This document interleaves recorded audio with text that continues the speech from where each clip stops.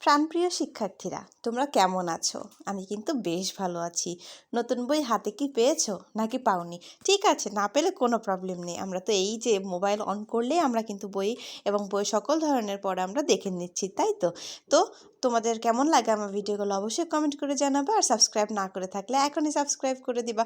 So আজকে আমি যে পার্ট নিয়ে এসেছি সেটা হচ্ছে সাধারণ বিজ্ঞান। প্রথম অধ্যায় আমরা পড়বো। সো প্রথমে আমরা বইয়ের মধ্যে কি কি আছে সেটা একটাবার দেখার চেষ্টা করব। প্রথমে ডিটেলস ভিডিওটা না গিয়ে আমি তোমাদের যে পিকচারগুলো আছে সেই পিকচারগুলো দেখাচ্ছি। পিকচারগুলো কিন্তু অনেক সুন্দর। এগুলো দেখলেই কিন্তু পড়ার প্রতি একটা আগ্রহ জন্মে যায়, একটা ভালো লাগার সৃষ্টি হয়। তখন তোমাদের পড়তেও ভালো লাগবে এবং দেখবে এটা খুব সহজেই মনে রাখতে পারবে। সো ভালো লাগার পরে পড়তে পড়ো, কারণ যদি ভালো না লাগে আর সেই সময় তুমি জোর করে পড়ো তাহলে সেটা কিন্তু মনে থাকবে না। সো মনে থাকার মতো করে পড়তে হবে, ঠিক আছে? তো এরপরে আমাদের শুরু হবে আমাদের ডিটেলস ভিডিও। সো এখানে প্রশ্নগুলো আমি করে দেব, কোনো প্রবলেম নেই। সেটা দেখতে হলে অবশ্যই আমার সঙ্গে তোমাদের থাকতেই হবে। শেষ পর্যন্ত দেখো তোমাদের জন্য আমি কিভাবে কি উপস্থাপন করেছি। আর কথা না বাড়িয়ে চলে যাচ্ছি মেন ভিডিওতে। সো চলো। এখানে দেখো জীব ও জড়ের মধ্যকার সম্পর্ক। পরিবেশের উপাদানগুলোকে আমরা জীব ও জড় এই দুই ভাগে ভাগ করি। মানুষ, পশু পাখি, গাছপালা এরা হলো জীব। মাটি, পানি, বায়ু, গাড়ি, চেয়ার, টেবিল ইত্যাদি হলো জড়। এখানে জীব ও জড় দুই ভাগে ভাগ করা হয়, তাই না? আমাদের পরিবেশের উপাদানগুলো কয় ভাগে বিভক্ত? দুই ভাগে বিভক্ত। কি কি? জীব এবং জড়। এখানে আমরা কিছু ছবি দেখতে পাবো। আমি তোমাদেরকে ছবিগুলো কিন্তু আগেই দেখিয়েছি, তারপরে এখন আবার নতুনভাবে নিয়ে আসলাম। এখানে দেখাচ্ছে জীব ও জড়ের সম্পর্ক। এখানে একটা ছবি আছে, দেখো যে ছবিতে দেখাচ্ছে গরু, গাছপালা, পানি। গরুটা পানি খাচ্ছে, তাই তো? সো এখানে পানি কি? একটা জড় পদার্থ, এবং গরুটা কি? একটা জীব, তাই তো? তাহলে জীব আর জড়ের মধ্যে সম্পর্ক আমরা এখানে বুঝতে পারলাম। দ্বিতীয় ছবিতে দেখো একটা রিক্সা চালাচ্ছে। একটা রিক্সা কিন্তু একটা যানবাহন, আর মানুষ কিন্তু সেটা চালাচ্ছে। তাহলে রিক্সা হচ্ছে জড় পদার্থ, সেটা কিন্তু চলতে পারবে না যদি মানুষ তাকে না চালায়। তাহলে এখানে আমরা ক্লিয়ার হয়ে গেলাম যে জীব আর জড়ের মধ্যে কতটা সম্পর্ক বিদ্যমান। ঠিক আছে, এখানে প্রশ্ন হচ্ছে জীব কিভাবে জড়ের ওপর নির্ভরশীল। এখন আমরা কিভাবে জড়ের ওপর নির্ভরশীল সেটা আমরা আশেপাশে হয়তো বা তোমরা ক্লাস 4 পর্যন্ত পড়ে আসছো, তোমরা জানো। তারপরেও আমি একটু ডিটেলসে দিয়ে দিই। বেঁচে থাকার জন্য জীবের যা প্রয়োজন, কি প্রয়োজন সেটা কি করতে হবে আমরা একটু দেখি। নিচে দেখানো ছকের মতো খাতায় একটি ছক তৈরি করো। বন্ধুরা, তোমরাও কিন্তু একটা ছক তৈরি করে ফেলো এবং আমার সঙ্গে সঙ্গে তোমরাও কিন্তু এগুলো লিখে ফেলো। তাহলে কি হবে? তোমাদের অনুশীলনটা এখানেই হয়ে যাবে। জীব, বেঁচে থাকার জন্য যে জড় বস্তু প্রয়োজন, তাই তো? মানুষের বেঁচে থাকতে কি প্রয়োজন সেটা কি আমরা জানি, তাই তো? তারপরেও আমরা কিন্তু আর একটা বার এখানে বলে নিব। দেখো, মানুষের বেঁচে থাকার জন্য মাটি, পানি, বায়ু, চেয়ার, টেবিল, গাড়ি, বিদ্যালয়, আসবাবপত্র এগুলো কিন্তু প্রয়োজন। অন্যান্য প্রাণী, বায়ু, মাটি, পানি ইত্যাদি। উদ্ভিদ, সূর্যের আলো, মাটি, পানি, বায়ু ইত্যাদি এগুলোই কিন্তু দরকার পড়ে। জীবের বেঁচে থাকার জন্য যে সকল জড়বস্তুর প্রয়োজন তার একটি তালিকা তৈরি করো। এই যে আমার তালিকাটা কিন্তু তৈরি হয়ে গেল। কাজটি নিয়ে সহপাঠীদের সাথে আলোচনা করবে। আচ্ছা, এখানে দেখো সূর্যের আলো ও বায়ু জীব না জড়?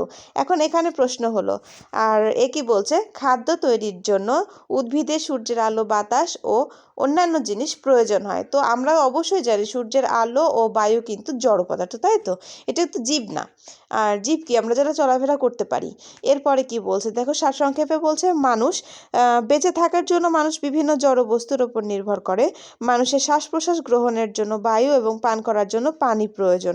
তাহলে শ্বাস গ্রহণের জন্য কি প্রয়োজন? বায়ু প্রয়োজন, এবং পান করার জন্য পানি প্রয়োজন।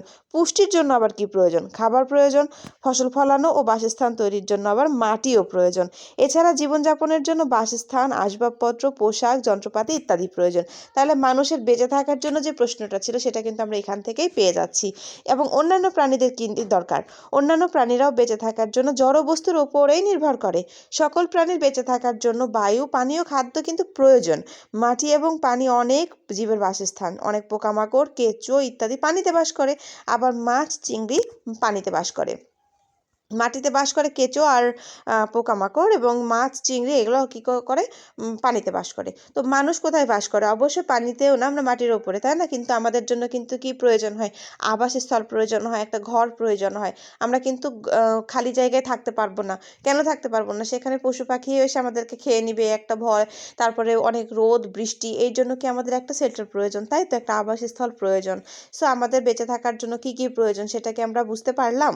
তোমরা যদি না বুঝতে পারো অবশ্যই কিন্তু আমাকে কমেন্ট করতে পারো, যে তুমি কোন জায়গায় বোঝোনি, অবশ্যই আমি বুঝিয়ে দেওয়ার চেষ্টা করব। এবার দেখি উদ্ভিদ। উদ্ভিদ জড়বস্তুর ওপর নির্ভরশীল। উদ্ভিদও কিন্তু জড়বস্তুর উপর নির্ভরশীল। কিভাবে? বেঁচে থাকার জন্য উদ্ভিদ পরিবেশের বিভিন্ন জড়বস্তুর উপর নির্ভর করে, যেমন সূর্যের আলো, মাটি, পানি, বায়ু ইত্যাদি। উদ্ভিদ সূর্যের আলো, পানি ও বায়ু থেকে কার্বন ডাই অক্সাইড গ্রহণ করে নিজের খাদ্য নিজেই তৈরি করে। পানি আবার বিভিন্ন উদ্ভিদের আবাসস্থল, যেমন শাপলা, কচুরিপানা। শাপলা এবং কচুরিপানা কিন্তু পানি ছাড়া থাকতে পারবে না। তাহলে আমরা জানি মানুষের সাথে সাথে প্রাণীর সঙ্গে সঙ্গে উদ্ভিদেরও কি প্রয়োজন? জড়বস্তুর প্রয়োজন, তাই না? এখানে কি বলেছে দেখো, সূর্যের আলো। উদ্ভিদ কিভাবে খাদ্য তৈরি করে, এটা যদি প্রশ্ন হয় তো কি লিখবে? উদ্ভিদ সূর্যের আলো, পানি এবং বায়ু থেকে কার্বন ডাই অক্সাইড ব্যবহার করে নিজের খাদ্য নিজেই তৈরি করে। এখানে বাস্তু সংস্থান কাকে বলে? জীব বেঁচে থাকার জন্য পরিবেশে বিভিন্ন জড়বস্তুর উপর নির্ভরশীল। কোন স্থানে সকল এবং জীবের মধ্যে যে সম্পর্ক, সেটাই আমাদের বাস্তুসংস্থান। উদ্ভিদ ও প্রাণীর পারস্পরিক নির্ভরশীলতা। এখানে কি? উদ্ভিদ ও প্রাণী কিভাবে একে অপরের উপর নির্ভরশীল, আমরা কিন্তু জেনে এসেছি যে কিভাবে একে অপরের উপর নির্ভরশীল। এখানে কি করতে হবে? নিচে দেখানো ছকের মতো খাতায় একটি ছক তৈরি করো। তো তোমরাও কিন্তু একটা ছক তৈরি করে ফেলো। নিচের দেখানো ছকের মতো খাতায় ছক যদি তৈরি করে ফেলো, এবার আমরা দেখব জীব কিভাবে পরস্পর নির্ভরশীল। আমরা কিন্তু এর আগেই পড়ে এসেছি যে উদ্ভিদ কিভাবে তারা জীবের ওপর, জড়ের ওপরে নির্ভরশীল, তাই না? উদ্ভিদ এবং প্রাণী কিন্তু একে অপরের উপর নির্ভরশীল, তারা কিন্তু একে অপরকে ছাড়া বাঁচতে পারবে না। সো চলো আমরা এই ফাঁকা ঘরটাও পূরণ করে নিই। উদ্ভিদ পাখি প্রজাতির প্রাণীর মাধ্যমে উদ্ভিদের পরাগায়ন ঘটে। আর প্রাণী?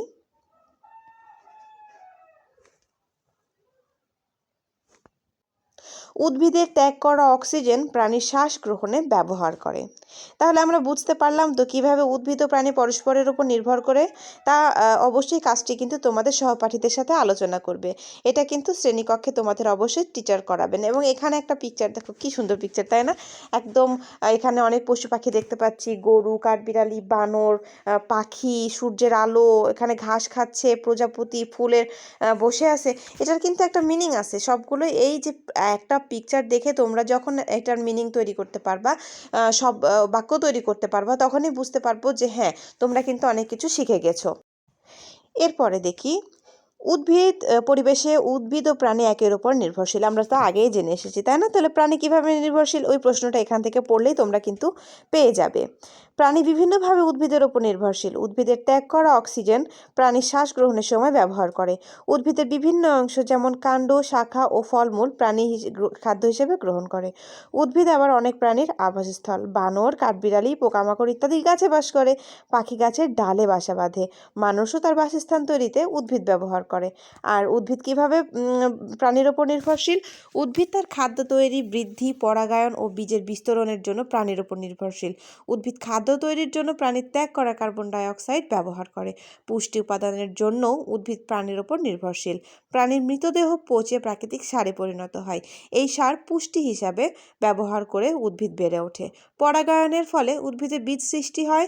এই বীজ থেকে আবার নতুন উদ্ভিদ জন্মায়। বিভিন্ন প্রাণী যেমন পাখি, মৌমাছি ইত্যাদি এই পরাগায়নে সাহায্য করে। মাতৃ উদ্ভিদ থেকে বিভিন্ন স্থানে বীজের ছড়িয়ে পড়াই হলো বীজের বিস্তরণ। এখান থেকে আমরা বীজের বিস্তরণ কাকে বলে আমরা কিন্তু জেনে নিলাম। বীজের বিস্তার নতুন নতুন উদ্ভিদ আবাস গড়ে তুলতে সাহায্য করে। এভাবেই পরিবেশে উদ্ভিদ ও প্রাণী একের অপরের উপর নির্ভরশীল। এটা যদি একটা বড় প্রশ্ন হয়, কিভাবে পরিবেশে উদ্ভিদ ও প্রাণী একের উপর নির্ভরশীল, তো তোমরা কিন্তু এখান থেকে লিখতে পারবে। আর এখানে কিন্তু এই যে বীজের বিস্তরণ খুবই ইম্পর্টেন্ট, এটা কিন্তু তোমরা টিকমার্ক করে রাখবে এবং এটা একটা নোট করে রাখবে, ঠিক আছে? এবার এখানে দেখো, এখানে কি বলছে? উদ্ভিদ ও প্রাণীর পারস্পরিক নির্ভরশীলতা। কিভাবে পারস্পরিক নির্ভরশীল হয়ে আছে তারা? এই যে প্রাণী, গরু হচ্ছে আমাদের একটা প্রাণী এবং গাছ হচ্ছে কি উদ্ভিদ। সে এই গরু হচ্ছে ঘাস খাচ্ছে, মানে এই উদ্ভিদ খেয়ে বেঁচে আছে।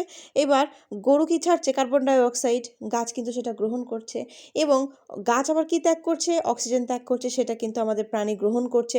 এবং গোবর কিন্তু একটা সার হিসাবে আবার গাছেরই প্রয়োজনীয়তা মিটাচ্ছে, তাই তো? এবং এই যে গরু যখন মারা যাবে, মৃত দেহ পচে মাটির সাথে মিশে যাবে, তখন কিন্তু এটা কিন্তু আবার কি হবে? উদ্ভিদ সার হিসেবে গ্রহণ করবে। এবার আমরা পড়ব শক্তি প্রবাহ। বেঁচে থাকার জন্য জীবের শক্তি প্রয়োজন। কি প্রয়োজন? শক্তি প্রয়োজন। উদ্ভিদ সূর্য থেকে শক্তি পায়। কোথায় থেকে শক্তি পায়? উদ্ভিদ সূর্য থেকে শক্তি পায়। আর প্রাণী শক্তি পায় কোথায় থেকে? খাদ্য থেকে। সেই খাদ্য কিন্তু আমরা উদ্ভিদ থেকে পেয়ে থাকি, তাই তো? তাহলে এখানে প্রশ্ন হচ্ছে, প্রাণী কিভাবে শক্তির জন্য অন্য জীবের ওপর নির্ভরশীল? অবশ্যই কিন্তু আমরা সেই প্রশ্নগুলো এর আগে যেই প্যাসেজটা পড়লাম, আমরা যে অনুচ্ছেদটা পড়েছি, সেখান থেকে কিন্তু এই প্রশ্নের উত্তরটা খুবই সহজভাবে তোমরা দিতে পারবে। এবার এখানে খাদ্য এবং খাদক সম্পর্কেও তোমাদের বলা হয়েছে যে নিচে দেখানো ছকের মতো খাতায় একটি ছক তৈরি করো। কে খায়, কে খায়, কে খায়, কে খায়, তাই তো? খাদ্য এবং খাদকের মধ্যে সম্পর্ক আমরা নির্ণয় করতে পারবো। এটা তোমাদেরকে একটা ছবির মাধ্যমে উপস্থাপন করা হবে, তো তোমরা আমার সঙ্গেই থাকো শেষ পর্যন্ত। এই যে ছবিটিতে দেখতে পাচ্ছ, ঘাস, ঘাস কে খাচ্ছে? ঘাস ফড়িং খাচ্ছে, তাই তো? এখন এই ঘাস ফড়িং আমরা দেখতে পাচ্ছি যে এখানে একটা ব্যাঙ আছে, সে ব্যাঙ কি খাবে? এই যে সূর্য থেকে সরাসরি কিন্তু ঘাসটা চলে আসছে এবং ঘাস কি খাচ্ছে? ঘাস ফড়িং খাচ্ছে। এই ঘাস ফড়িংকে আবার ব্যাঙ খাবে, এই ব্যাঙকে আবার সাপ খাবে, এই সাপকে আবার ঈগল খাবে। কি সুন্দর একটা চক্র, তাই তো? পরিবেশে যদি একটা প্রাণী বেড়ে যায় আর একটা প্রাণী যদি কমে যায়, তাহলে কিন্তু খাদ্য শৃঙ্খলটা একদম টোটালি নষ্ট হয়ে যাবে। এ সম্পর্কে তোমাদের বিস্তৃত আলোচনা করব পরবর্তী ক্লাসে। এ পর্যন্ত তোমাদেরকে এটা দেখালাম।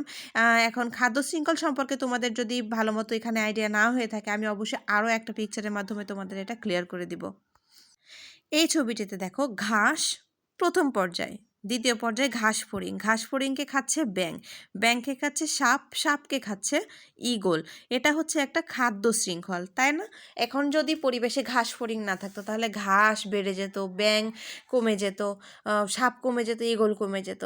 এখন ব্যাঙ না থাকে, ঘাস ফড়িং বেড়ে যেত, সাপ থাকতো না, ঈগলও থাকতো না, সাপ না থাকলে ঈগল থাকতো না, এরকম একটা অপরের সাথে কিন্তু সম্পৃক্ত। তাহলে চলো দেখি খাদ্য শৃঙ্খলটা কি।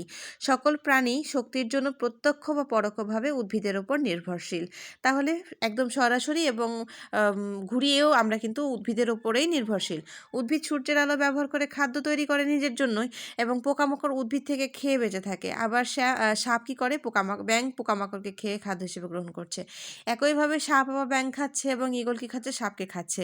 এভাবে শক্তি উদ্ভিদ থেকে প্রাণীতে প্রবাহিত হয়। বাস্তুসংস্থান উদ্ভিদ থেকে প্রাণীতে শক্তি প্রবাহের এই ধারাবাহিক প্রক্রিয়াই হলো খাদ্য শৃঙ্খল। খাদ্য শৃঙ্খল কাকে বলে? বাস্তুসংস্থানে উদ্ভিদ থেকে প্রাণীতে শক্তি প্রবাহের এই ধারাবাহিক প্রক্রিয়াই হলো খাদ্য শৃঙ্খল। সবুজ উদ্ভিদ থেকে প্রতিটি খাদ্য শৃঙ্খলের শুরু। যদি সবুজ উদ্ভিদই না থাকে, তাহলে কিন্তু আমাদের প্রাণী চক্র এবং খাদ্য শৃঙ্খলটা পুরোটা নষ্ট হয়ে যাবে এবং কেউই বেঁচে থাকতে পারবে না। এরপরে আমরা খাদ্যজাল সম্পর্কে, আমরা খাদ্য শৃঙ্খল দেখলাম, এবার খাদ্যজাল। যে কোনো বাস্তু সংস্থানে অনেকগুলো খাদ্য শৃঙ্খল থাকে। বাস্তু সংস্থানের জন্য সকল উদ্ভিদ প্রাণী কোনো না কোনো খাদ্য শৃঙ্খলের অন্তর্ভুক্ত। যেমন ঈগল, সাপ, ইঁদুর, কাঠবিড়ালি, ব্যাঙ ও অন্যান্য প্রাণী খেয়ে থাকে। আবার সাপ, খরগোশ, ইঁদুর, ব্যাঙ ও অন্যান্য প্রাণী খায়। একাধিক খাদ্য শৃঙ্খল একত্রিত হয়ে খাদ্যজাল তৈরি করে। এবার আমরা অনুশীলনে একটু দেখে নেই। সঠিক উত্তরে টিক চিহ্ন দাও।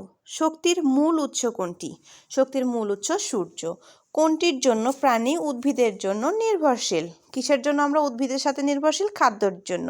নিচের কোনটি সঠিক খাদ্য শৃঙ্খল? ঘাস, ঘাস ফড়িং, ব্যাঙ, সাপ, তাই তো? এবার সংক্ষিপ্ত প্রশ্ন, খাদ্যজাল ও খাদ্য শৃঙ্খলের মধ্যে পার্থক্য কী? খাদ্যজাল ও খাদ্য শৃঙ্খলের মধ্যে পার্থক্য নিম্নরূপ। খাদ্য শৃঙ্খল, খাদ্যজাল। একটি পরিবেশে একাধিক খাদ্য শৃঙ্খল থাকে এবং খাদ্যজাল, একটি খাদ্যজালে একাধিক খাদ্য শৃঙ্খল থাকে। ছোট প্রাণীকে খাদ্য হিসেবে বড় প্রাণী খায়, এভাবে পরিবেশে খাদ্য শৃঙ্খল তৈরি হয়। নিকট পরিবেশের প্রাণীগুলো একটি অপরটির সাথে সম্পর্কিত, এটাই খাদ্যজাল।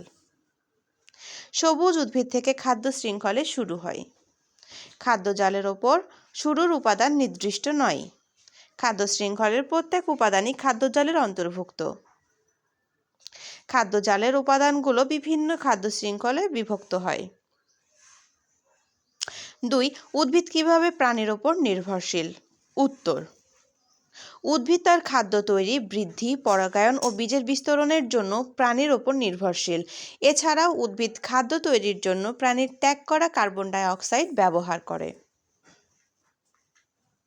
3. মানুষ নির্ভর করে এমন 3টি জড়বস্তুর উদাহরণ দাও।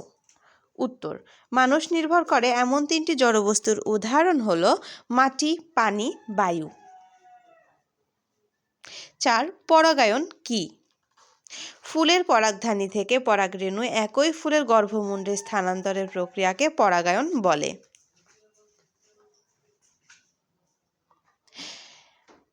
বড় প্রশ্নগুলো অবশ্যই কিন্তু আমার নেক্সট পার্টে আমরা দেখতে পাবো।